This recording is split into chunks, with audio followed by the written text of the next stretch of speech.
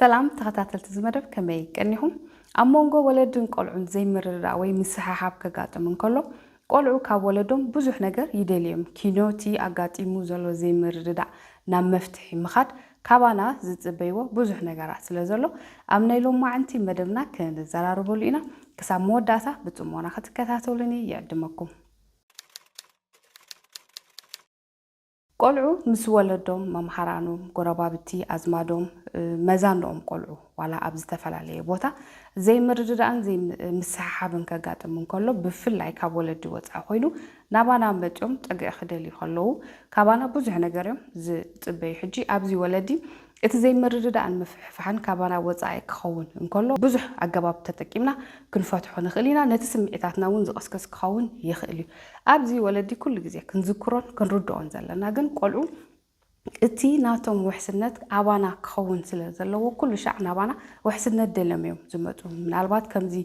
ዘራይ ደልዮም ክንርዳኣሎም ጥራይ ዘይኮነሲ ንሕና ውሑስ ቦቶኦም ስለ ዝኾና ክንድግፎም ይደሊና እዮም ስለዚ ሓደ ካብቲ ወለዲ ንደቅና ምሳና ኸውን ይኽእል ዋላ እውን ምስካልኦት ዘይምርዳእ ከጋጥም እንከሎ ታ መጀመርያ ተገዲስና ክንገብራ ዘለና ብብዙሕ ነገር ከዓ ንሕና ካብኦም ዝዓበና ስለ ዝኾና እቲ ናይ ምዝርራብ መንፈስ ወይ ከዓ ናይ ምዝርራብ ባህልን ልምድን ክህልወና እዩ እንታይ ይጋጢሙ ብኸመይ ይጋጢሙ ኩሉ ነቲ ፀገም ወይ ነቲ ተፈጢሩ ዘሎ ዘይምርዳእ ክፈትሕ ስለ ዝኽእል ንደቅና ፅን ኢልና ኣቕሊ ጌርና ክንሰምዕ ይግባእ እዩ ኣብዚ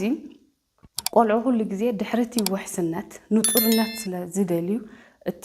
ክዛረቡ እንከለው እንታይ ያጋጢሙ መን እንታይ ወይ ብኸመይ ተጀሚሩ ብኸመይ ተወዲዩ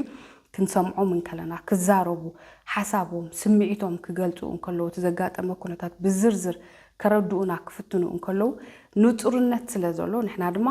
እንታይ ጌጋ ተገይሩ ኣበይ ጌጋ ተገይሩ ብኸመይ ክእረም ይኽእል እንታይ ይቕቡል ኣይናይ ዘይቅቡል እንታይ ውሑስ ዘይውሑስ ኣጥዒና ክንገልጸሎም ከነረድኦም እንከለና እቲ ድሕሪ ውሕስነት ዘሎ ንጡርነት ይረኽብዎ ስለ ዘለዎ ኩሉ ግዜ ቆልዑ እዚ ንጡርነት እዚ ካብ ወለዲ ዝደልይዎ ነገር ምዃኑ ተረዲእና ወለዲ ከነዋድደሎም ይግባእ ንጡርነት ኩሉ ግዜ ብምዝርራብ ዝመጽእ ከዓ ስለ ዝኾነ ምክንያቱ ብግምት ከምዚ ዶ ይኸውን ከምዚ ይኸውን ዝኽእል ወይ ምስ ናይ ዝሓለፈ ዝነበረ ኩነታት ኣላግብ ኣቢልና ኣብ ዝሓለፈ ከምዚ ስለ ዝነበረ ሕጂውን ከምዚ ኢልና ክንድምድሞ ወይ ክንግምቶ ኣይግባእን ካብ ግምታት ነፃ ክንከውን እውን እቲ ምዝርራብ ወይ ከዓ ቆልዑ እንታይ ኣጋጢሙ ክነግሩና እንከለዉ ንሕና እውን ዋላ ምሳና ተራ ኮይኑ እቲ ዘይምርዳእ እንታይ ኣጋጢሙ ስለምንታይና ዘይንቕበሎ ዘለና ወይ ስለምንታይ ጌጋ ዝኸውን ዘሎ ወይ እቲ ዘይተግብርዎ ብምንታይ ክትካእ ዘለዎ ወይ ከዓ እቲ ቁኑዕ ንዑ ዝትክእ እንታይ ብዝርዝር ምስ ምኽንያቱን መረዳእቱን ክንነግሮም እንከለና ካብቲ ምግማት ወይ ካብቲ ካብ ዝሓለፈ ተበጊስካ ንጡር ዘይኮነ ነገር ምዝራብ ንቆልዑ ከነገላግሎም ስለ ንኽእል እቲ ሓሳብ ክርድኦም ክንሕግዞም ስለ ንኽእል ወለዲ ኩሉ ግዜ ኣብ ንጡርነት ክንግደስ እዚ ንጡርነት እዚ ክመፅእ እንተራ ኮይኑ ከዓኒ ምዝርራብ የድሊ ቆልዑ ዕራ ቆልዑም ዕራ ንኣሽቲኦም ኣይርድኦምኒ ወይ ኣነ ዓቢ ኣነ ዝፈልጥ እሞ በዛ ኣነ ዝበልክዎ በታ ኣነ ዝበልክዎ ትኸይድ ወይ ንዕኡ ተቐቢልኪ ኣትሰምዒ ዘይብሉ ንዕኦም ክዛረቡ እንከለዉ ካብ መሰረቱ ንክዛረቡ ዕድል ምሃብ ክዛረቡ እንከለዉ ድማ ንኽንርድኦም ኢልና ፅን ኢልና ምስማዕ ዕራ ቆልዑም ትዝብልዎ ፍሉጥ እዩ ወይ ናበዮም ክኸዱ ብድሕሪኡ እንታዮም ክብሉና ርድኡ ኢልና እውን እንታይ ይብሉ ከም ዘለዎ ብግቡእ ከይተረዳእና እውን ናብ ስጉምቲ ወይ ከዓ ናብቲ ፍታሕ እንብሎ ዘይምኻድ ክዛረቡ እንከለዉ ክንርድኦም ኢልና ክንሰምዖም እንከለና ብዙሕ መፍትሒ ካብ ደቅና ክንረክብ ንኽእል ኢና ንደቅና እውን ከም ሰባት ንኽንርድኦም ንኸነስተብለሎም እውን ስለ ዝሕግዘና ወለዲ ኩሉ ግዜ ኣብ ከምዚ ዘይምስማዕ እዋን ንደቅና ፅን ኢልና ክንሰምዖም ይግባእ እዩ ንሶም እውን እቲ ካባና ዝጽበይዎ ሓገዝ እዩ ማለት እዩ ካብ ግጭት ወጻይ ወይ ከዓ ካብ ዘይምርዳእ ወጻይ ቆልዑ ዝኾነ ይኹን ነገር ክደልዩ እንከለዉ ወይ እውን እስድሌታቶም እንተረኣ ብግቡእ ዘይተረዲእናዮም እንተረኣ ዘይተማሊኡሎምን ክነግሩና ክደልዩ እንከለዉ ብግቡእ ክንሰምዖምን ክንርድኦምን እውን ይግባእ እዩ ሕጂ ካብቲ ናይ ምስሓብ ወጻኢ ዋላ ኣፍ ዝኸፈቱ ቆልዑ ክኾኑ ይኽእሉ እዮም ብዝተፈላለየ ቃላት ተጠቂሞም ክገልጹ ዝኽእሉ ቆልዑ ክኾኑ ይኽእሉ እዮም ሕጂቶም ክዛረቡ ዝኽእሉ ቆልዑ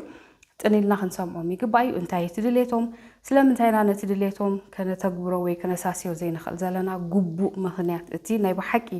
ምኽንያት ከይሓሰና ከይፀባበቕና እቲ ናይ ብሓቂ ምክንያት እንታዩ በቲ ንዕኦም ክርድኦም ዝኽእል መጠን ጌርና ወይ ከዓ እቲ ንዕኦም ክርድኦም ዝኽእል ቃላት ወይ ምልክታት እንዳሓወስና ከነረድኦም ይግባእ እዩ ምናልባት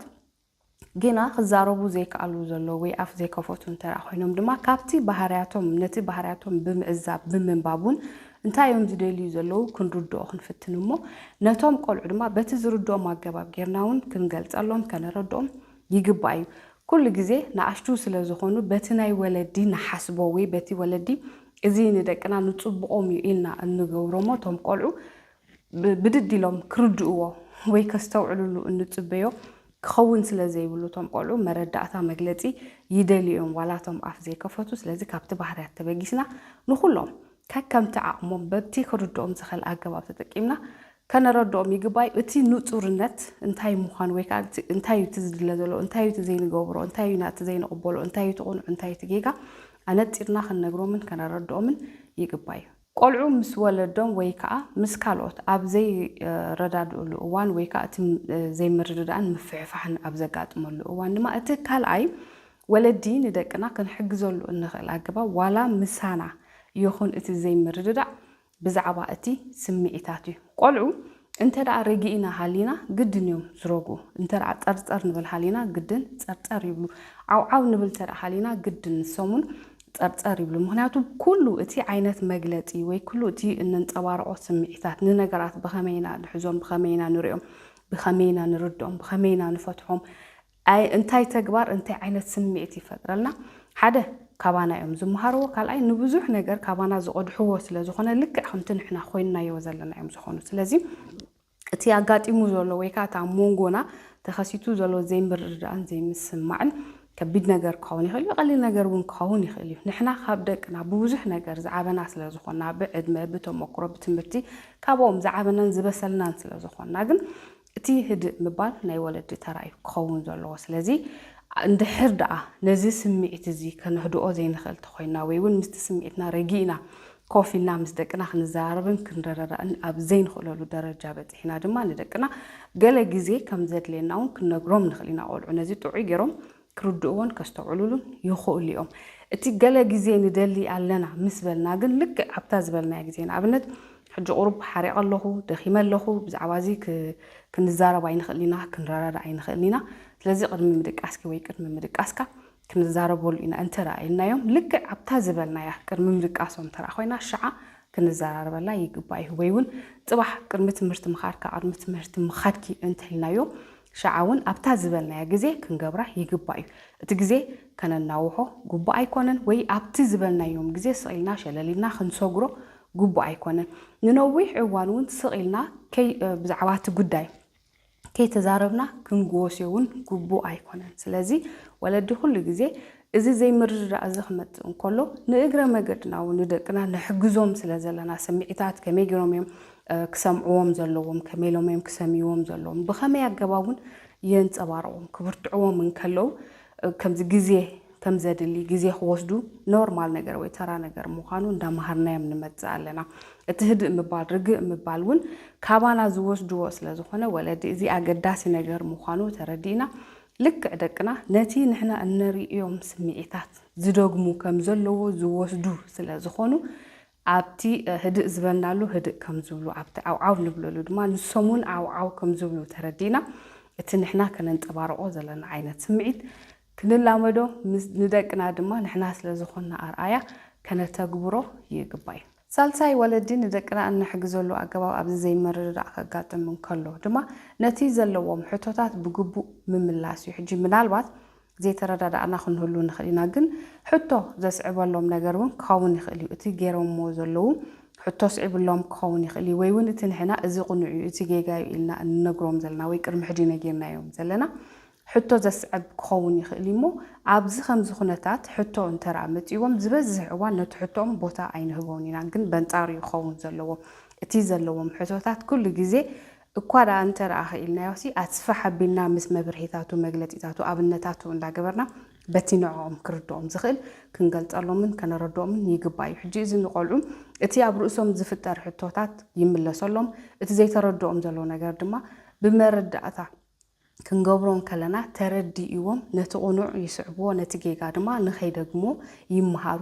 ከምዚ ብግበሩ ኣይትግበሩ ወይ ስምዑን ይጥራሕ እንተራ ኮይኑ ግን እቲ ጌጋ ክደጋገም ዘሎ ተኽእሎ እንዳበዝሐ እዩ ዝመጽእ ወይ እንዳዓበየ እዩ ዝመጽእ ስለዚ ወለዲ ብዝተኻለ መጠን እቲ ኣብ ከምዚ እዋን ንደቅና ሕቶ ክኾኖም ዝኽእል ነገር ወይ ዘይተረድኦም ዘሎ ወይ ሕልኽልኽ ኢሉ ምርዳእ ኣብይዎም ዘሎ ነገር ወይ እውን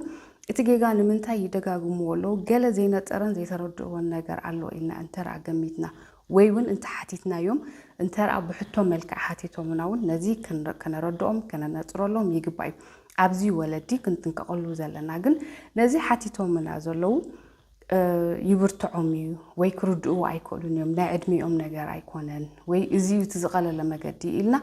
ካብ ሓቂ ዝረሓቐ ከይከውን ግን ምጥንቃቕ የድልየና ኩሉ ግዜ ቆልዑ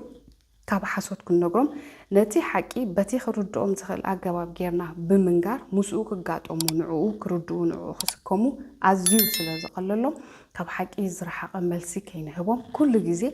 ምዝካርን ምስትውዓልን የድልየና እዩ ተኸታተልቲ ዝመደብ ወለድን ቆልዑን ኣብ ዘይንሰማምዓሉ እዋን ደቅና ኸባና እንታዮም ዝፅበዩ ንሕና እውን ብኸመይ ኣገባቢና ክንሕግዞም ዘለና ኢለ ዘዳለኾን 3 ነጥብታት ገለ ሓድሽቲ ሓበሬታ ረኺብኩምሉ ክትኮኑ ተስፋ ይገብር ኣብ ዝመጽእ ግዜ ብኻልእ ኣርእስቲ ክሳብ ንረኸብ ሰላም ቅሳነትን